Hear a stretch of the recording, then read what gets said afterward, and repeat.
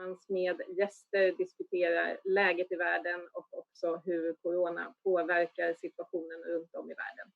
Idag så har vi med oss 2 gäster, varav den ena är en gäst från USA. Så jag kommer att leda det här samtalet på engelska. So by this, I will switch to English and welcome all of our viewers in Stockholm, in the United States, and from other parts of the world. And this is Studio Solidarity, where the Olof Palme Center, together with our member organization ABF, zooms in and discusses different situations around the world. And today we are going to follow up on a conversation from last week when it comes to the situation in Palestine and Israel. And we also this week have our guest Anders Persson from the Linne University with us, as well as Daniel Sokatch, the CEO at the American New Israel Fund. We know that Israel, after many re-elections, finally have got managed to form a government. Corruption allegations against the prime ministers and the repeated re-elections are only a few signs of a political instability growing in the country. So we're going to discuss what are the internal and external challenges for Israel, a country often referred to as the only democracy in the Middle East. And to Daniel and Anders, most welcome. And I would like to start by asking you, Daniel, to tell us a little bit about the organization you lead. For many of our Swedish viewers, maybe the New Israel Fund is not that well familiar. So let us know a little bit about your organization and what is it that you do. Well, thank you, and thanks for having me. It's really great to be with you all virtually in Sweden in this early morning here in San Francisco.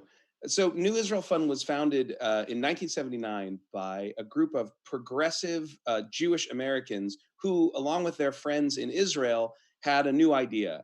And that was for a different kind of engagement with Israel for people around the world. And the theory of change, as we say in the business, that they were operating under was that Israel, in 1979, a vibrant, emerging democracy, was missing something that was, in their opinion, essential for democracies to continue to emerge as vibrant and free places, which was a civil society. In other words, that ecosystem of organizations and institutions and activists that represents minority voices and marginalized voices that champion often unpopular issues like human rights and civil rights, environmental defense, the rights of women, of minorities, et cetera. And so New Israel Fund set out to really plant the seeds of this civil society in 1979. And a few years later, recognizing that it wasn't enough just to identify smart young people and make grants, NIF created something called Shatil, which means in Hebrew seedling, which is now Israel's largest nonprofit capacity builder. And over the last 41 years of NIF's existence, we have been able to contribute to building virtually every progressive NGO that exists in Israel. We were very proud when Haaretz, the leading Israeli daily newspaper, described us a few years ago as responsible for building virtually every NGO or civil society organization in Israel. A couple of years ago, the New York Times, America's leading daily newspaper, described NIF as the main organization defending democracy in Israel. And I think that the gulf between those two descriptions over just a couple of years speaks volumes about what's going on in Israel and about the topic of our conversation today. So what would you say? What is the state of democracy in Israel?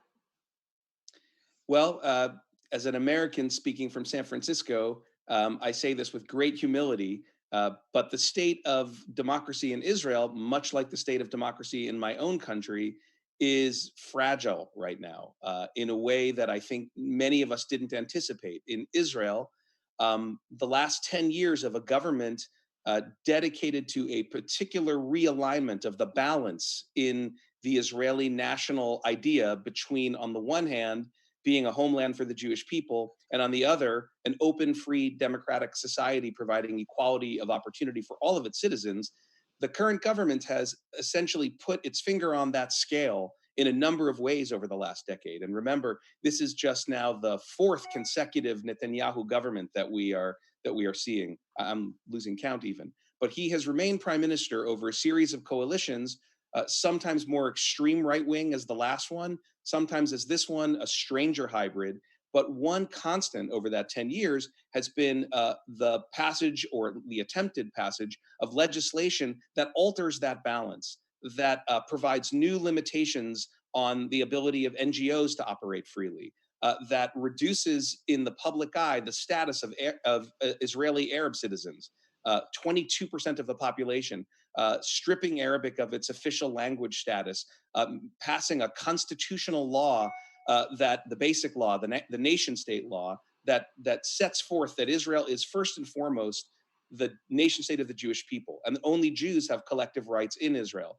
This is a realignment of that careful balance, which since 1948, through lots of difficult times, often in its breach, but always maintained some semblance of Israel being a country that is walking towards greater equality and greater opportunity for all of its citizens. Now, with this raft of legislation over these 10 years, the rhetoric that's come from this government when it comes to Arab citizens, when it comes to progressive organizations, when it comes to ideas like human and civil rights and religious pluralism, and then finally, the topic of our conversation today, not only the growth of the settlement enterprise under the auspices of this government the last 10 years, but now with the green light from Donald Trump and his administration, the move towards annexation in the West Bank, annexation of Israeli settlements and territory in Area C of the West Bank, really poses, in our opinion, an existential threat to democracy in Israel. Because put simply, you can't rule permanently over millions of people, whether you do it formally or informally, and you can't create a system that officially de jure moves one class of citizens living in a national territory over others legally for all time, without that having a corrosive impact on the democratic fabric and fiber of your society. We will come back to the issue of annexation in a little bit, but I would also like to pose the same question to you, Anders, because I know that you recently wrote an op-ed in Haaretz, the Israeli newspaper, titled "Does Netanyahu Really Believe in Democracy?" And you were also referring to a variety of experts issuing this kind of ranking system, putting Israel on a bit of a different scale of democracy. Please tell us, what was the sort of the main argument, and what is it that these experts see as the strengths and weaknesses of the current state of democracy in Israel? Thank you for the question, Anna. And so what I'm doing is that every year I write an article in the Israeli press, either for Haaretz or for the Jerusalem Post, summarizing the findings for Israel and sometimes for Palestine as well from the leading democracy rating or ranking indexes. And these are Freedom Houses, the VDEM from Sweden, The Economist, and also Israel's more local Israeli Democracy Institute's findings. And what they are saying, they're pointing in the same direction. And of course, first, the big picture is, and Daniel alluded to that freedom on a global level is in a very problematic shape. Freedom House documented the 14th year of decline in global freedom, and we see an intensifying autocratization around the world. And we see these trends, of course, in Israel as well. We see, for example, from Freedom House ranking that this year means the findings are from 2019, from the previous year, but those were the worst scores that Israel has ever received since the Freedom House flagship program, Freedom in the World, started over 50 or almost 50 years ago. And in VDEM, it is clear now that Tunisia is ranking well above Israel, which of course poses, a great challenge to the whole slogan of Israel as the only liberal democracy in the Middle East. Well, now Tunisia is ranked ahead of them, and also we can see that Israel is falling in Freedom House ranking. Freedom House say it's an unusual decline for an established democracy. They also say that Netanyahu has anti-democratic tendencies. So to summarize, I think it's fair to say that there are two broad issues that contributes to the decline of Israel's democracy. And as Daniel alluded to, one sort of big factor is anti-democratic laws that are applied either to protect the occupation or sort of laws that are applied from a more general anti-democratic perspective, or laws or other issues that are meant to protect Netanyahu personally. We saw, for example, Israel has had 3 elections over the past years, each of them with higher turnout, both in general voter turnout and also higher support for the leading minority party, the Joint Arab List. But these 3 elections ended in something that looked like a coup d'etat when the Speaker of the Knesset refused to convey the parliament and also refused to obey a ruling from Israel's Supreme Court. So that, of course, really raises the question if Netanyahu is a Democrat today and if his Likud party is a Democratic party. And with this, then we know that the newly formed government also has an agenda of annexation, and this was also something that we discussed in last week's seminar. But I would also like to pose the same question that we discussed then to you, Daniel. Would you say that in this setting, with also more of sort of not so democratic leaders also around the world, you mentioned your own home country, the United States, who also have the same kind of tendencies also within the European Union. Would you say that this sort of paves way for Israel's government to really materialize the plans of annexation, that they feel sort of secure, that they could go ahead, not getting too much of a protest from the international community? Is the setting better, so to say, to proceed with annexation now? And would that, what do you say? Well, I think the answer is yes. Whether or not they do proceed with annexation, and I hope that Anders will give me some optimism that it's a lot of bluster. I'm more skeptical of that. But yes, I do think that the zeitgeist in the world right now is one that lends itself to these kinds of moves. And let's remember, this is not happening out of context. An ethno-nationalist leader with authoritarian tendencies in Russia snatched up the Crimea a few years ago with very little significant blowback. An ethno-nationalist autocratic leader with authoritarian tendencies is making a claim for Kashmir on the same grounds in India. India and Russia, as we all know, are even bigger fish than Israel.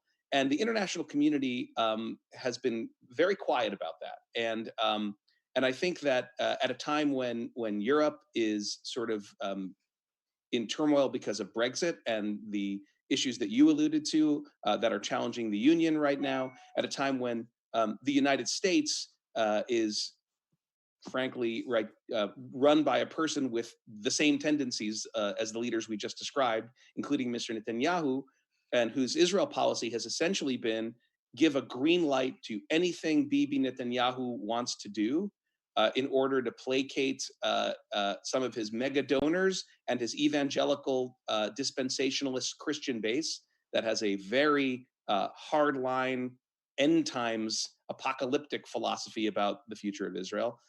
These factors not only, I think, make it more likely or easier for Netanyahu and Israel to do annexation in some form in the West Bank, but I think that if we apply Occam's razor, right, that old saw that says that usually the simplest explanation for a complicated set of events is the most accurate one, and we look at what Netanyahu has said before each of these 3 elections, we look at what he has stood for his whole career, which certainly has been pragmatism and self-aggrandizement and retaining power, but also a hardline, ultimately, idea, a territorially maximalist idea of what Israel ought to be. And then we look at the final factor, right, which we haven't really mentioned, which is that it's not just that the zeitgeist is in their favor. It's not just that this kind of behavior is being tolerated by leaders from the same club of neo-authoritarians. It's also that COVID-19 has created a cover of darkness for any manner of things that people want to do. We're seeing it every day in this country. And in Israel, again, while attention is elsewhere because of Brexit, because of Trump, because of the zeitgeist, now we've got COVID. And it seems to me that that set of events creates an almost unparalleled opportunity for them to begin annexation. And the last thing I'll say is that, one of the only remaining serious checks and balances on the behavior of this Israeli government, right? When President Obama was in the White House, before Brexit, there was no chance that this would happen. There was no chance that the international community, upon which Israel relies, its greatest ally, the United States, and its number one trading partner, the EU, would have provided a green light for this kind of behavior. It was only last year that Mike Pompeo, our Secretary of State, finally declared that the United States, counter to 52 years of Democratic and Republican precedent, no longer considered the settlement enterprise to be illegal under international law, right? So the way is paved. It seems to me, today's news, CNN is reporting that Defense Minister Gantz, the great hope that many people had of preventing this, a guy who ran on a slogan of "Rak lo Bibi," just not Netanyahu, has actually ordered troops in the West Bank to prepare for crisis. And the conventional wisdom is when Israel begins making annexation moves, they anticipate lots of trouble and uprising in the Palestinian community. So to my mind, the writing is on the wall. And not only is the zeitgeist on Netanyahu's side, this is an opportunity that I think probably seems to him and his allies too good to overlook. And Anders, what do you say? Is the opportunity too good to overlook, and thereby the plans will become reality? Well, it remains to be seen. I mean, if you look at the papers from Israel this morning, some of the papers are running a story where the Americans, according to the articles, are saying that it's highly unlikely, within quotation marks, that they will back annexation by the 1st of July. So it seems like the Americans are flashing sort of a yellow or red sign instead for a green one, which was sort of the prevailing assumption before. And maybe they are intentionally handling Netanyahu a ladder which he can climb down from the high tree where he's sitting right now. But the problem with these leaders, both Mr. Netanyahu and Mr. Trump, is that they are talking out of both sides of their mouths, because they have so many different constituencies to please. For example, Netanyahu could say to the settlers, "We are going to annex by 1st of July, that's 4 weeks from now." And then he might say, "Well, I'm going to negotiate with the Palestinians as well. And, I'm going to keep, the regional peace agreements with Egypt and Jordan." And we know that, all these kind of statements are contradictory, and you cannot do all of them. And Trump is sort of the same kind of guy. So that, of course, also raises the question that, what do these leaders really want? What is their plan? And Netanyahu, to me, seems to be, holding its cards very close to the chest. I mean, there are been a lot of meetings with settler leaders over the past couple of days, and they are coming out of this meeting, seemingly knowing, nothing really. So it remains to be seen. But I think that the bigger picture will be, that we sort of have moved from a green light to a sort of more yellow and red light. But that may change, because, as Daniel said, somebody might need a crisis down the road or something, to divert attention for something else. So it remains to be seen. So I'm also taking the opportunity to welcome potentially new viewers to this conversation about the state of democracy in Israel and the risk of further annexation by the Israeli government. And we have two guests with us, Anders Persson from the Linne University and Daniel Sokatch from the New Israel Fund. So Anders, Daniel previously, he mentioned that when Russia annexed parts of Crimea, the European Union responded with sanctions. Would you say that this is a possibility also now if the Israeli government goes ahead? It depends. I think the bar for sanctioning Israel is much higher than for sanctioning Russia. I think there is much more consensus in the EU to be tough against Russia than vis-a-vis Israel. So sanctions, hard sanctions, probably no, but there are other things that might be even more harmful in the long perspective for Israel. For example, being excluded from the EU's major research programs. The present one is called Horizon 2020. There will soon be another 7 or 8 years program being negotiated, and Israel is the only non-European country fully integrated into that program. So doing something with that, perhaps excluding Israel or limiting its participation, could be something much worse than sanctions, actually. And there are all kinds of these measures that the EU can do in order to punish Israel if they want. And it remains to be seen. There have been speculations about that. I think that this is something that the EU takes very, very seriously. But again, the EU is at an historically weak movement. We see a lot of divisions within the EU between the member states, and we also see everybody is fully occupied with the corona pandemic and the economic fallout from that. So that, of course, also, we alluded to that, gives Israel this special moment, the open window of doing things. But I think, it's highly unlikely for me to see that Israel will be further integrated into the European Union if it goes ahead and annex all of the settlements in the West Bank. We also have some questions from our viewers in the chat, and please continue to pose questions. We have one question here to you, David. Many observe a decrease in the Israeli peace movement's strength, and I think you also previously talked a little bit about the support that you give to the Israeli civil society, and I know from our partners that many of them also talk about a shrinking space for civil society. Do you agree with this decrease in the Israeli peace movement's strength? And why is this? Do you also see the tendencies of a shrinking space? Well, I do agree with the viewer that the Israeli peace movement has shrunk and become far less prominent and far weaker than it used to be. That's I don't think there's any way to argue differently. I do think, and there are a lot of reasons for that.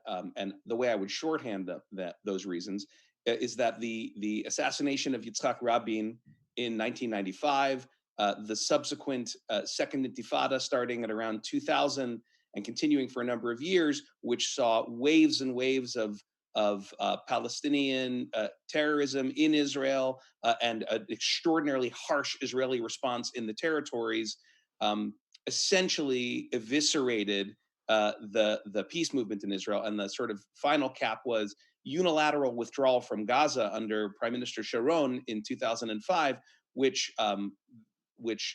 many believed would lead to sort of a peaceful relationship between Gaza and Israel. Remember, Gaza had separated from the West Bank essentially under Hamas at this point, or around this point. Many people believed that that would sort of be the end of the conflict with Gaza, and instead there have been sort of repeated cycles of violence between Israel and Gaza, with rockets coming out of Gaza and exceedingly harsh Israeli responses, including invasions of Gaza, which result in thousands of civilian casualties. Did not turn out the way anyone expected it to turn out. There's a big critique to be made of what happens when you impose a unilateral withdrawal in a situation like that. But in any event, these events essentially gave validity to an argument of the Israeli right that any attempts at compromise were bound to fail because there was no one really to talk to. There was no legitimate partner for peace. And however one examines that claim, and I think it's a highly dubious claim in and of itself, that was used not as an excuse to disengage from the conflict or from the Palestinians, but rather to reinforce and build up the settlement enterprise in the West Bank.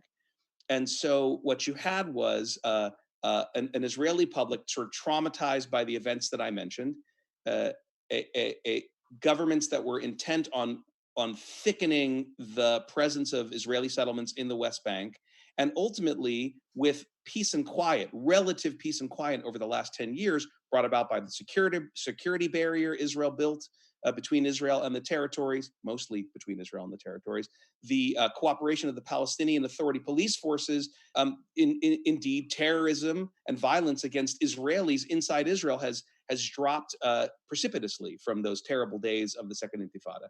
And the Israeli economy has been good. And even if most Israelis don't feel particularly strongly about what Israel does in the territories, right?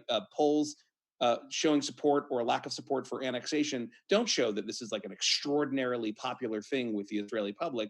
It's more to the point that Israelis are able to sort of ignore, to a certain extent, what goes on the other side of the Green Line. And all of this has created a situation where the peace movement has very little traction anymore. The final point I'll make is that there has, though, in its place in a way, been the growth of a very vibrant, very strong civil society, focusing on human rights, on civil rights, on rights of minority, and increasingly on shared Arab-Jewish society within Israel. And this is something that I think we can see as a light during what are otherwise pretty dark times. Anders, may I then ask you, how do you see the possibility for sort of a progressive left in Israel? We know that they are also struggling and does not really seem to have sort of an alternative answer to this more right-wing authoritarian kind of messaging. What would they need? Well, as you said, there is no doubt that the Israeli peace movement and the whole Israeli left is in dire straits at the moment. And I think that's connected somehow to the discussion that we had previously about democracy. I mean, an interesting, observation here is that 15 years ago, Israel was by far the only liberal democracy in the Middle East. And the Palestinians had just had what was by then, in 2006, probably the most successful and democratic election anywhere in the Arab world up to that point. So, and the Palestine was ranked very high, second highest in the Arab world by Freedom House. Today, we see an authoritarian turn. We see Palestine, Gaza in the bottom of the list. We see the Palestine West Bank in free fall when it comes to democracy, and we also see, as we have said, big problems for democracy in Israel. That also sort of redefines the support for all these actors around the world. And we see a new progressive left emerging around this term intersectionality. We see Mr. Floyd painted, on the West Bank wall today. So these new sort of big changes, I think, can affect both Israel and the Palestinians in the future. And on the other side, on the right side of the spectrum, we see a new right-wing movement emerging in Europe and elsewhere that are very supportive of Israel. So maybe this can change, local factors and play into that. But there is no doubt that the Israeli left, from any sort of from looking at an Israeli point of view, is in dire strait. Another thing to look at would be if the Joint Arab List could sort of in the future open their doors more towards integrating Israeli Jews into their party. That could be, a big change if it happens. And also keep in mind that it was quite close that the other side won the previous Israeli election. It was very close. And that could, have, created a completely different dynamic. I mean, just a year ago, people said that, who knows, that, in the coming year or so, we might be, left without all of these three leaders, Trump, Netanyahu, and Abbas. Now it seems like, Netanyahu is staying, at least for a while. Abbas is still going strong, No, but I mean, things can change very fast, and because I think you make a really important point, Anders, and the sort of the untold story of the last round of elections in Israel, really all three of the previous rounds, was the astonishing success of the Joint Arab List, a coalition of several parties brought together under the leadership of a guy called Ayman Odeh, who was from the Hadash party, the former communist the only real Arab Jewish party in Israel. And after an attempt by some in Israel, including then Minister Avigdor Lieberman, the head of a small ultra right-wing party, to essentially increase the mandate that you needed to get into the parliament, Ayman Odeh brought together these parties and created what is now the third largest party in the state of Israel. And they were the third largest party in this last round of elections as well. And the sort of bitter irony for those of us who care about a progressive future for Israelis, and Anders said that it was close. Well, in fact, in the two-step process of an Israeli election, first you have to win enough seats to be able to assemble the right to get the right to try to assemble a government, and then you've got to assemble the government. Actually, in the last round, Benny Gantz's blue and white party was given the first mandate to form the government. So they actually, I mean, Netanyahu's wizardry is such that this last round, the decisive round, he won after having actually lost the election. And it's complicated because parties don't always, a lot of this has to do with personality, but I think that there is a bright spot. Israel is a society much like the United States that is balanced on a knife's edge. And there were more Israelis who said in this last round of elections, we're ready for a change. We don't want Bibi Netanyahu to be the prime minister anymore. That was the majority.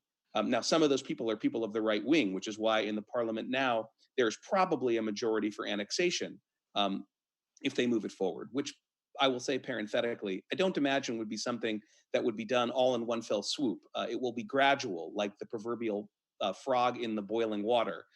They would apply sovereignty first to some of the big settlements near Jerusalem and then expand it from there. But nonetheless, I think that the bright spot for Israel, as Anders suggests, is the possibility that finally Jewish and Arab citizens of the state of Israel see each other as fellow citizens and understand that without a Jewish-Arab partnership, political partnership, there is no future for liberal democracy in Israel. But with such a partnership, there is a bright future for liberal democracy in Israel. So change can happen quickly, and we hold the future in our hand. We are running out of time, and I just want to pose one final question and ask you to try to answer briefly, even though I know the answer could be very long. What can the international community, civil society organizations such as the New Israel Fund, the Olof Palme Center, etc., what can we do to support the strengthening of the democracy in Israel and to stop plans of annexation? Daniel, you can go first, and then Anders. Well, I'll just make a couple of quick points. One, you can continue to support the civil society organizations that European countries and tens of thousands of people around the world, including the vast majority of American Jews, believe in and support. Organizations working to try to push Israel back towards its liberal democratic trajectory. Number two, you can speak truth to your friends in the Israeli government and let them know that that Israel is a loved and accepted member of the democratic family of nations, but that does not give it carte blanche to act in the way of authoritarian countries or to deny another people their self-determination. And number three, you can strengthen your spine against the inevitable accusations of anti-Semitism that come from some corners of the hard right anytime Israeli policy is challenged or criticized. There are horrible instances of anti-Semitism. From my American perspective, it's the original sin of Europe, much like treatment of African Americans is the original sin in our country. But legitimate criticism of Israel, support for a two-state solution, opposition to the settlement enterprise, and an insistence that Israel cling to the democratic principles that underlined its founding, that are found in the Geneva Accords and in the post-war order, that is not anti-Semitic. That is what friends do when they see friends walking in a dangerous direction. Thank you. Anders, what do you say? What can the international community and civil society organizations do? Well, I think it's important to point out that even if there is a shrinking space for these organizations, both in Israel and in Palestine, they still have a lot of influence abroad. So they form, for example, an organization like B'Tselem, which has a hard time, working in Israel, they have a huge influence abroad, and a lot of people are paying very close attention to what they are doing. So they have a lot of influence in forming the discourse of the debate in everything surrounding this conflict. And that's an important point to make. Thank you both very, very much. And I can at least promise that from my organization, we will, of course, continue to both support democratic and organizations both in Israel and in Palestine with the joint perspective of achieving peace and stability in the region and for the both countries and the both people, and also to continue to discuss these very important issues. And I hope that you will, of course, also join us in this in the future. So thank you both so very much. Thank you very much. Thank you very much.